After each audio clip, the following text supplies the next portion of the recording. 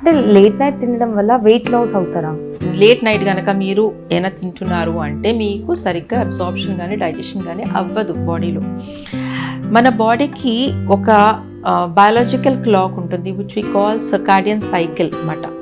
అంటే ప్రతి ఆర్గన్ మన బాడీలో ఒక టైం నుంచి ఒక టైం వరకే పనిచేస్తుంది. It's not 24/7. సో సపోజ్ మీరు తీసుకున్నారనుకోండి, మన బాడీ యొక్క డిఫెన్స్ మెకానిజం అంటే రిపేర్ కానీ ఏదైనా డిఫెన్స్ మెకానిజం కానీ it only works during your sleep మాట. అంటే మన నిద్రపోతున్న టైంలో రాత్రి వేళలో మాత్రమే మన బాడీ రిపేర్ చేసుకుంటుంది.